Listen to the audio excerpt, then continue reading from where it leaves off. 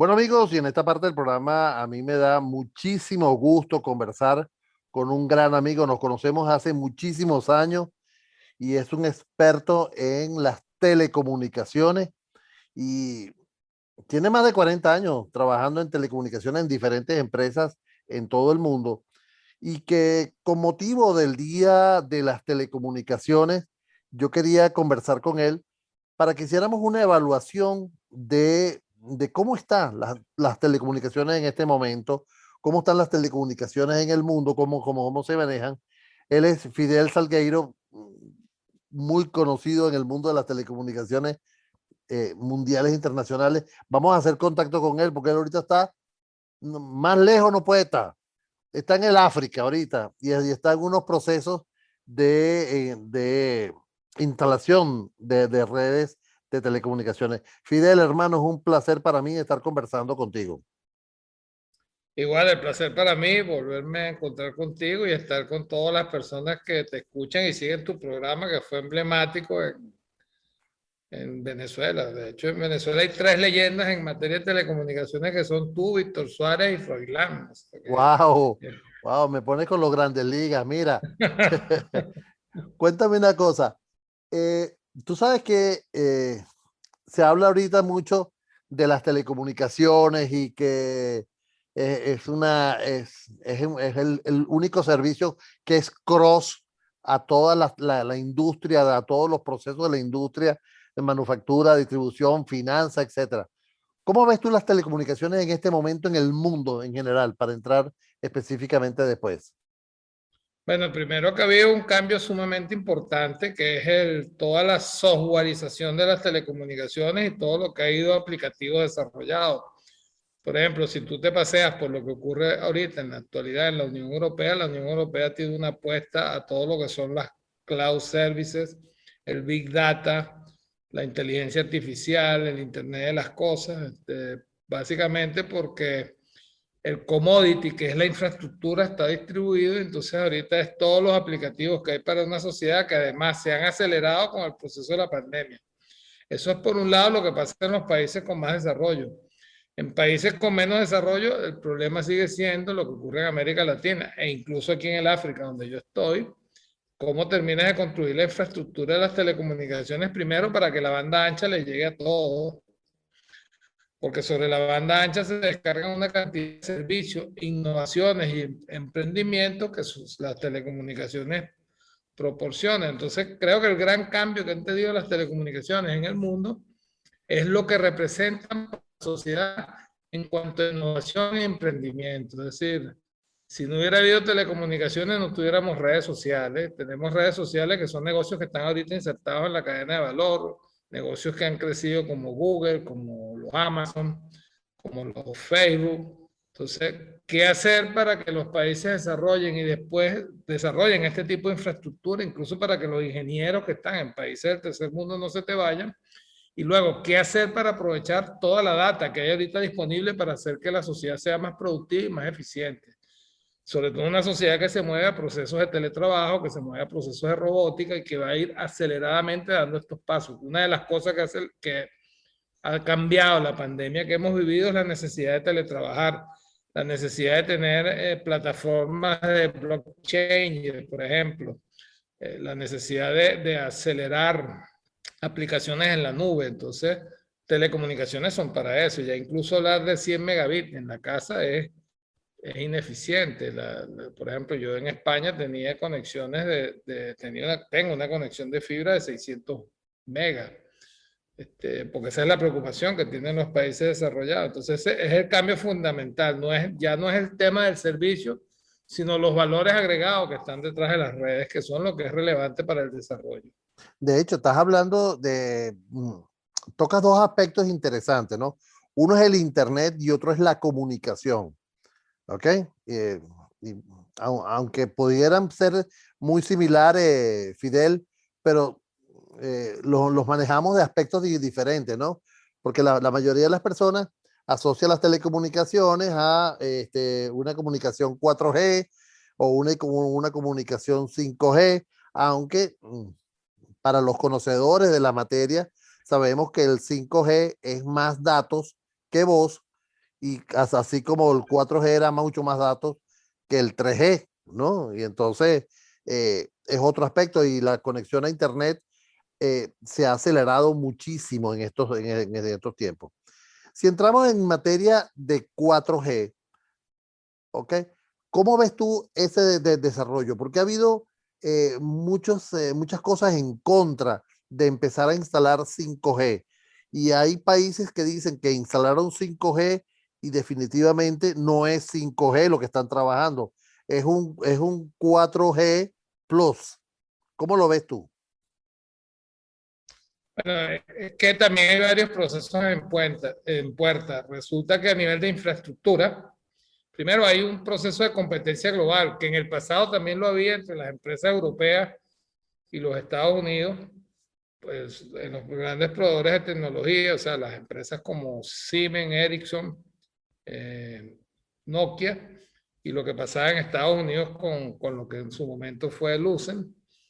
Y ahorita tienes el mismo proceso de rivalidad, pero con los chinos, con Huawei. Entonces, por ejemplo, en Europa está viendo un fenómeno que hay una gran apuesta al 5G siguiendo las líneas de Nokia. Es decir, tratando de desincorporarse porque hasta ahora el 5G pareciera que tuviera un gran proveedor que es Huawei. Entonces, primero hay un tema de competencia global con la tecnología, que es la que ha puesto algunos cuestionamientos. Segundo, el desarrollo de las infraestructuras no está yendo igual en todas partes del mundo. En América Latina el 4G no se ha terminado de consolidar, no en todos los países, hay algunos países que están mejores que otros, pero igual sigues teniendo un problema del acceso a la banda ancha y el costo que tiene el acceso a la banda ancha por las redes de transporte, porque el transporte en América Latina es costoso, la falta de fibra para transportar estos grandes volúmenes los encarece.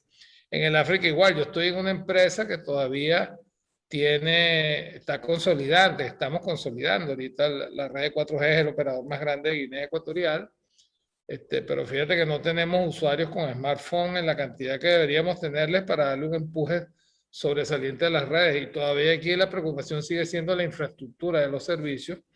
En Europa la preocupación va de la mano de otros aspectos. Es esto que yo te decía, la transformación digital y cómo se complementa, cómo las telecomunicaciones ayudan a que las empresas sigan siendo competitivas y quién gana el proceso de competencia en esta tecnología del 5G. Realmente ahorita lo que hay es un despliegue de lo que se llama el 4.5G y lo tienes así porque primero lo que llaman el Wi-Fi de quinta generación, el Wi-Fi, perdón, se me pegó el tema en España, está ahorita recién desplegándose. Después, lo que has desarrollado en elementos de espectro a nivel lo que llaman el 5G es la modulación, es el famoso mismo súper interconectado, pero todavía los aplicativos que van de la mano de esta no han ido corriendo a la misma velocidad. Entonces es evidente, hay algunos despliegues que todo el mundo dice, bueno, pero esto es un 4,5G, no es el 5G como tal.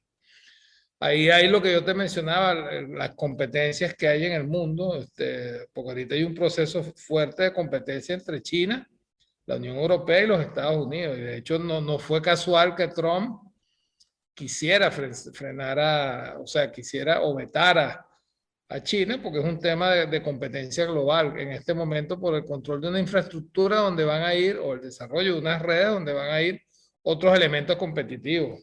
Claro, fíjate, pero entonces ahí caemos en cuán seguro es una red 5G, cuán seguro es que tus datos tan estratégicos circulen por una red.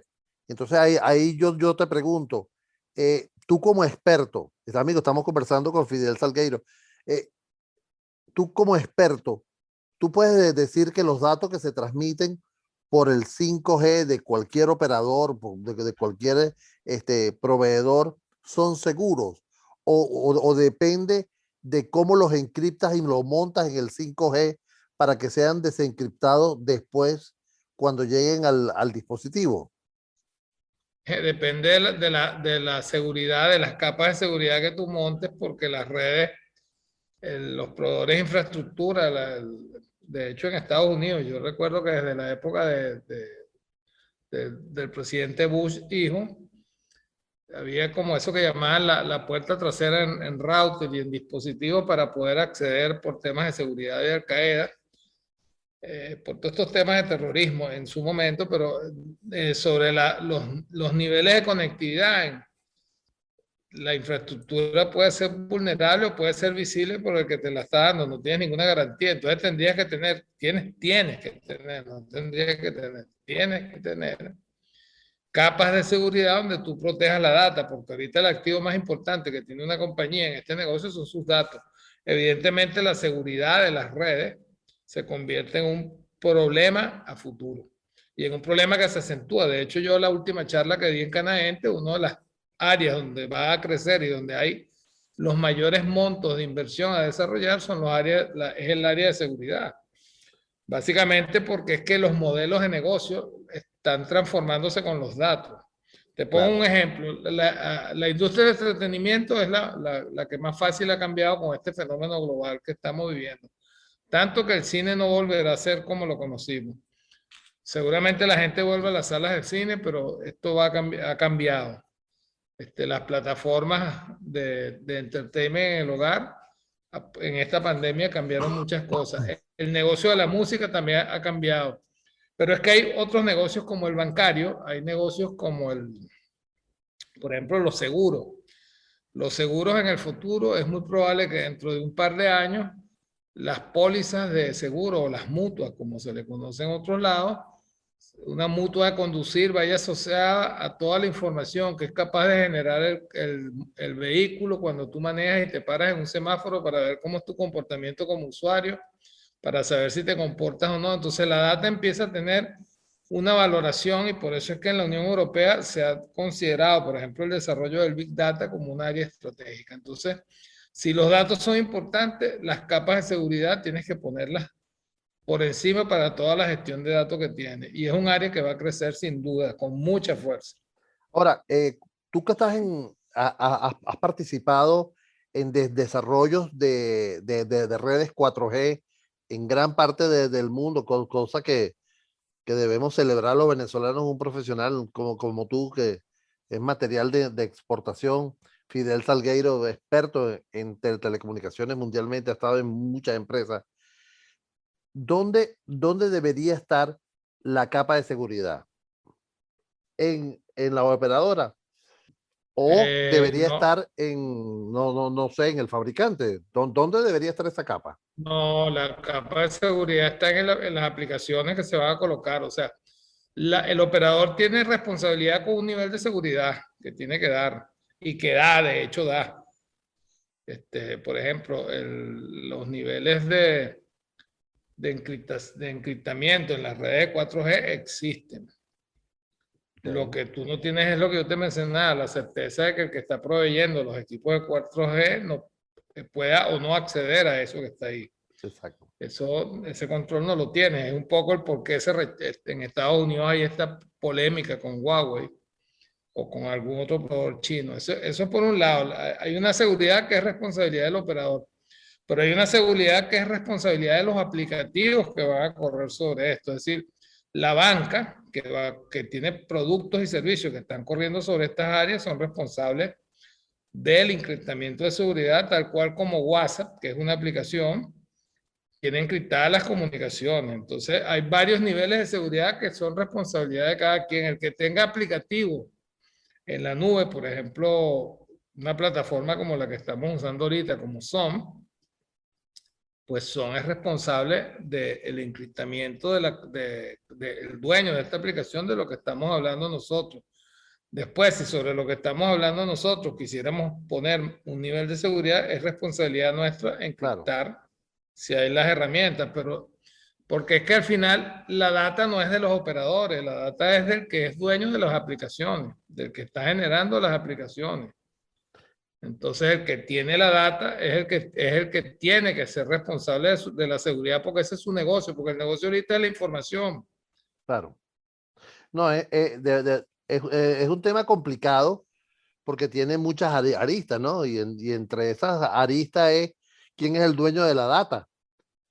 Si soy yo que la estoy generando, si es la compañía de telecomunicaciones que la está manejando, o si es la nube que la está almacenando. Pero eso es otro tema que debemos ver en un momento, ¿no? Bueno, aquí en Europa, por ejemplo, hay un reglamento de protección de datos que se generó precisamente para trabajar con esto. Entonces, lo que la Unión Europea ha tratado de hacer es que la data al final es de los usuarios. Bueno, Por ejemplo, yo trabajaba antes de estar en esta consultora en una empresa que hacíamos aplicativos para portales cautivos que eran de Telefónica, por cierto, era una innovación, que era una empresa, una startup que venía de Telefónica. Y la data que se recogía de loguearse utilizando Facebook o utilizando cualquiera de las redes sociales estaba protegida por este reglamento. Es decir, el usuario me daba permiso a mí para yo poderla usar para temas comerciales. Entonces yo tenía la disponibilidad de manejo de esa data, pero el usuario también tiene unos derechos de revocar, de protestar, de salir, porque a lo mejor no quiero que me gestiones. Entonces una de las cosas que, por ejemplo, pasa en Europa y en Estados Unidos, que tiene un reglamento propio, pero que en todo caso es muy compatible con el europeo, es todo lo que tiene que ver con las firmas de datos. Y por eso es que cuando tú te metes en páginas web en Europa, lo primero que te aparece es la cookie y el que aceptes las políticas de la cookie, porque es que hasta la dirección IP es propiedad del usuario cuando está navegando. Entonces, tú quieres ver la data, hay derechos que son parciales, hay totales. Si tú quieres ver todo lo que yo tengo, pues tienes que permitirme lo de las cookies. Pero la seguridad sí definitivamente tiene unas aristas profundas y por eso se está reglamentando tanto. claro. Mira, no quiero que se me vaya el tiempo, Fidel, sin que comentemos el estatus de las comunicaciones en el mundo. Que, ¿cómo está la región de América Latina en comparado con otras regiones del mundo en el desarrollo? Por ejemplo, aquí en Venezuela todavía vemos redes CDMA, 2G, 3G y 4G, ¿no? Tenemos un pastel aquí. Para poder ir a 5G en Venezuela, tenemos que de alguna manera ponernos peso pluma, ¿no? Bueno, las telecomunicaciones en América Latina llevan un rezago importante. Unos países más que otros, hay países que tienen algunos adelantos, por ejemplo Chile y Costa Rica, pero son países pequeños. En general, las infraestructuras no están consolidadas y el caso de Venezuela es un caso ya de... Venezuela tiene primero una red CDMA que en toda América Latina se desincorporó, porque básicamente, si bien es cierto que CanTV desincorporó la red CDMA para el móvil, la mitad de los abonados fijos los tiene corriendo sobre esa red. Y el inconveniente de tener abonados fijos sobre la red CDMA es que son abonados que no tienen acceso a Internet en la casa. Luego, nosotros todavía tenemos ADSL corriendo en cobre cuando en la mayoría del mundo se está yendo a redes FTTH. Que eso se pudiera compensar en América Latina con el 5G. Sí, eso de hecho fue un motivo de discusión que tuvimos en la Academia Nacional de Ingeniería, por el tema de que a lo mejor si las soluciones de espectro en la última milla con el 5G se vuelven rentables, pudiéramos tener accesos de alta velocidad en el hogar. Pero en este momento América Latina lleva un rezago frente a Europa y el rezago yo lo establecería de unos 15 años en cuanto a desarrollo tecnológico como tal, no solamente infraestructura. Es decir, mientras tú tienes una banda ancha que en tu casa puedes tener 200 megabits por $12 al mes, en América Latina estás pagando el doble o el triple. No hay infraestructuras de transporte, redes de transporte como tal. En las políticas públicas no se ha hecho, pero creo que lo más importante es que la regulación latinoamericana sigue regulando en general como se regulaba en los 90. Se regula para infraestructura de servicios y no se regula para el acceso y para tener competencia en el acceso, que eso sí debería ser un cambio importante. A mí Venezuela sí me preocupa porque en Venezuela tiene rezagos evidentes. Están aislados, por ejemplo, no hay una red nacional de transporte, la CanTV está sumamente deteriorada, sumamente atrasada, sin gerencia. Hay un problema de talento porque es que la gente se ha ido. Entonces, este es un negocio de mucho conocimiento. Y si tú te das el lujo de perder la experiencia, porque los mejores ingenieros que tenía el país están trabajando en México, están trabajando en Perú, están trabajando en España, tienes además un problema, la excesiva politización, la falta de inversiones, porque en Venezuela habría que estar invirtiendo cerca de 1.500 millones de dólares al año y no lo hacemos. Claro. Oye, interesante. Debemos de alguna manera entonces acelerar eso, ¿no? El caso es que las redes 5G ya están presentes, ya están funcionando y debemos de alguna manera empezar a legislar, empezar a tener leyes nuevas para estas nuevas tecnologías. Ese es el planteamiento, ¿no? Sí, es que incluso tú necesitas cambiar la legislación para ir a un modelo más convergente. Por ejemplo, en Venezuela, la ley de telecomunicaciones sigue pegada a los años 90. Yo acabo de dar una charla en Canadá y cuando hablaba a alguien de Conatel pensaba que estaba en Venezuela en 1990.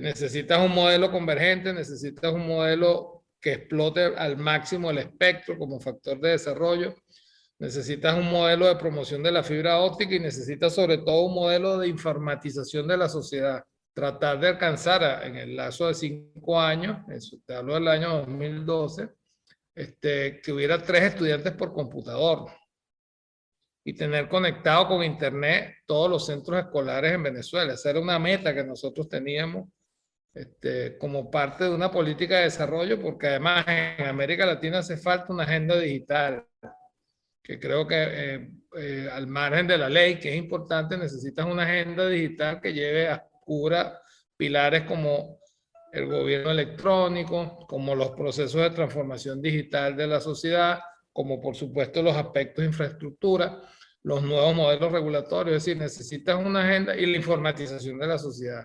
Claro. Necesitas una agenda inclusiva que forme al estudiante, que nosotros tengamos mucho más programadores, o sea, que nuestros inclusive técnicos superiores se formen en tecnologías de programación porque es lo que el mercado está demandando y que tengamos un ecosistema de aplicaciones y contenido en el país que es vital para el desarrollo de cualquier sociedad ahorita. Qué bueno. Amigos, hemos estado conversando con Fidel Salgueiro. Él es experto en el mundo de las telecomunicaciones, más de 40 años.